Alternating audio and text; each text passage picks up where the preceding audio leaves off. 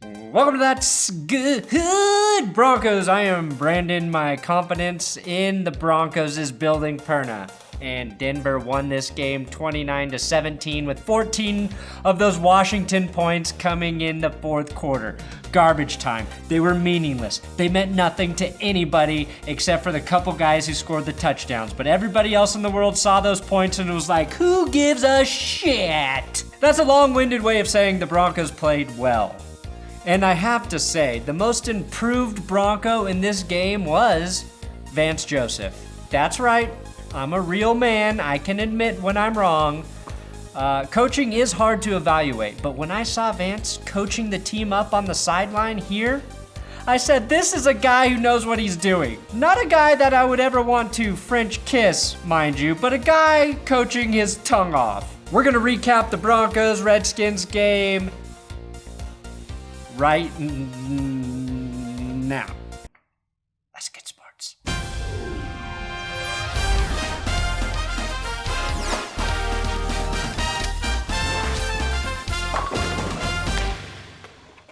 Hey, if you like these videos, subscribe here. If you don't like them, you've probably already clicked away, so I don't give a shit. Also, notification button. And this episode is sponsored by Lisa Mattress. Use my link in the description and my promo code That's Good Sports to save $160 off your mattress. It's their biggest discount ever. And here's my little commercial I made for them.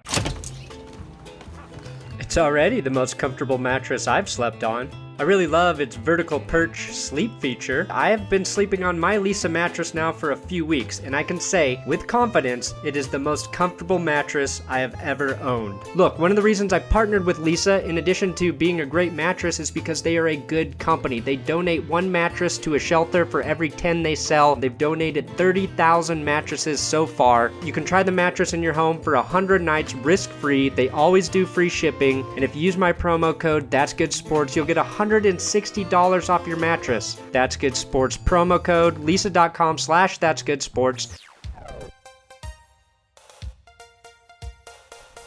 All right, I have to make a correction already. I apologize. Vance Joseph was not coaching here. The reason he was drooling on the sideline was because he just got done watching Derek Wolfe undress Adam Gotsis in the throes of passion. And when I reported weeks ago that Wolfe and Gotsis were more than friends, everyone called me a fucking liar. Well, who's lying now? Washington started the game by giving the ball to Adrian Peterson as much as they possibly could. AP's first run had his chain dangling outside of his jersey, which really just made me sad Aqib Talib wasn't there to rip it off, eat it, shit it out, and serve it on a poo-poo platter back to Peterson and make him eat it in front of all the fans. That's how Talib used to do it, right? Peterson actually looked pretty good, like a hate-filled man running the ball. I'm glad Alex Smith is out of the AFC West, and I really believe he's a smart quarterback, but also a dumb human being. I mean, who smiles like this after getting sacked by a fully clothed Adam Gotsis? Maybe if Gotsis had his pads off, then that smile is justifiable. The Broncos offense trotted onto the field like the stallions they are and did something they haven't done all preseason. Not go 3-and-out to start the game. Just as I said they needed to do. Thanks for listening, guys. Really appreciate it. It's actually something they haven't done since Jon Snow was on his first life in Game of Thrones. Spoiler alert.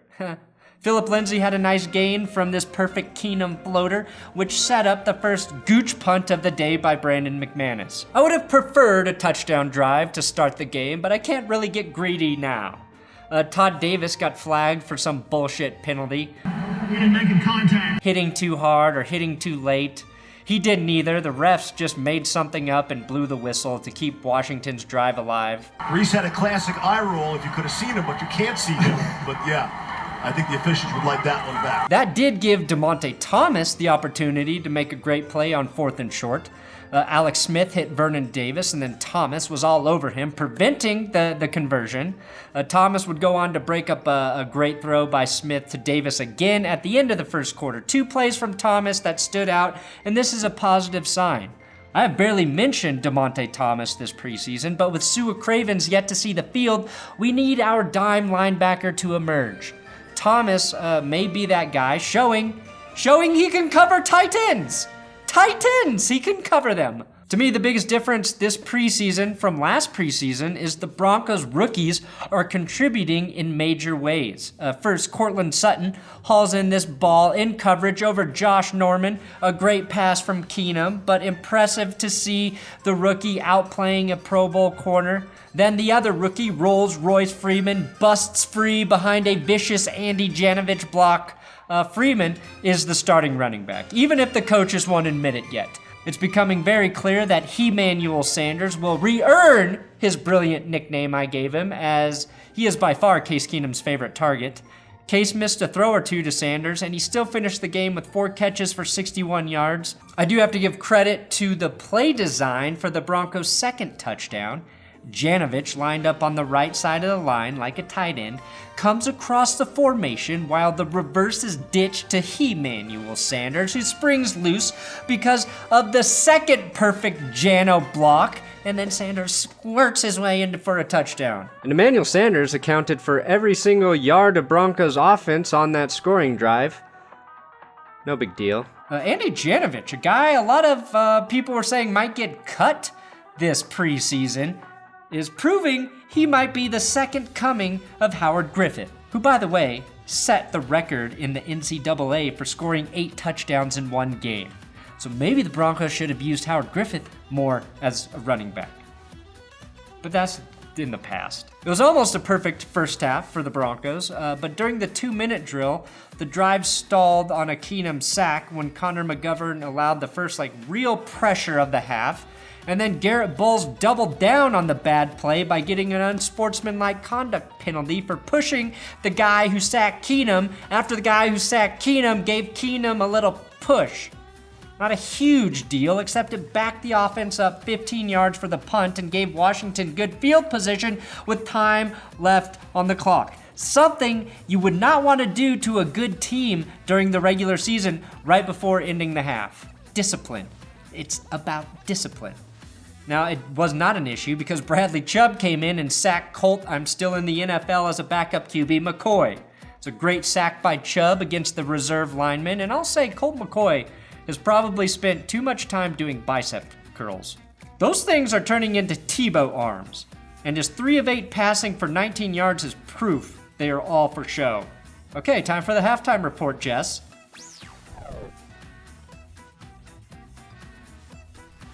I'll be honest, I was not watching the game, and I have no idea what happened. I'm hoping someone got chubbed.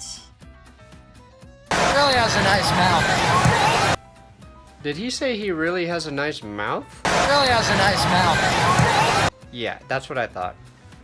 I know who he's talking about. Really has a nice mouth. Really has a nice mouth. Really has a nice mouth. Really has a nice mouth. I do got to give a shout out to my 2 new favorite Broncos fans. These young men look like, one of them looks like he's got a giant dip in his mouth, and then this woman stands up, good looking woman, and he watches her leave. He watches the whole way. Look, kid, you're practicing for what's going to happen the rest of your life, really. You're going to just have to admire beautiful women from a distance. At least that was my experience. Unless you can be rich or tall, you'll never get any goddamn closer than that. Until you marry the most beautiful woman on earth. After halftime, it basically became the Brandon McManus show. He blasted a few down the gooch, including a 56-yarder. He finished the game perfect, 5 of 5 in field goals. And let's just say the gooch might be very loose this year. Very welcoming, if you will, like a nice set of grandparents. The trick is to not think about the gooch and grandparents. Paxton Lynch did lead a scoring drive in the fourth quarter. He should get credit for that. D'Angelo Henderson and the other running back, David Williams, also had some nice plays in the second half, both in the running and passing game, but really the 2 things that stood out to me were negatives. It was and continues to be the biggest question mark on defense, the secondary. Starting with Bradley Roby, who was just blown blown away by Paul Richardson here for a giant gain. Now, I'm not sure if Roby thought he was in zone coverage, but then realized he was in man. Either way, he was playing pretty far off the receiver and just gave him way too much space to make the cut across the field and get embarrassed. And who will step up to be that reserve corner? Brendan Langley was burned badly down the left side of the field. Quarterback was under pressure too, making that sting even a little more. Then a few plays later, it was Isaac Yiadom giving up another touchdown. They keep talking about how close he is. The coach is saying he's close, he's right there, but he does not look like that to me. He's given up a lot of plays this preseason. Again, for a mid-round selection at a corner, I didn't expect more than that, but I started to get excited. Still giving up big plays. Those were the things I noticed from the corners, really, as the big kind of standout gaping holes, if you will. But everything else looked pretty damn good. In terms of injuries, Brandon Marshall walked off the field in the first quarter holding his wrist.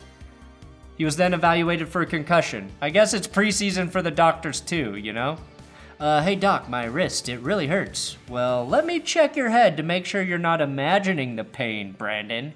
That's what they really do in that blue tint. Make sure you're not lying. Derek Wolfe suffered a back injury during the game. Not a great sign, knowing that he had that offseason neck surgery. And Shamarko Thomas, a man just ripe for an amazing nickname, had to leave to the hospital with some sort of eye injury. He's being evaluated for a detached retina. Jesus Christ, talk about a Demolition Man style fucking injury. I hope he's okay. That sounds terrible. Be well. Yeah, you too. And that's the recap. That's the full recap. Before you go, we do a weekly podcast, Will Keys and I, on my second channel, That's Good Broncos. The podcast is on iTunes, Podbean, Google Pod, where you get, I don't know, it's everywhere. That's Good Sports Podcast. Give it a listen and rate it. Thanks for watching another episode of That's Good Sports. Thanks to everyone who tuned in to the live stream for the first half of the game. Hopefully we'll keep doing those throughout the season. It is fun. And click one of these videos on the screen. There are more football videos for you to watch. I'm gonna break 1,000 this season. 1,000 videos on this channel. That's stupid.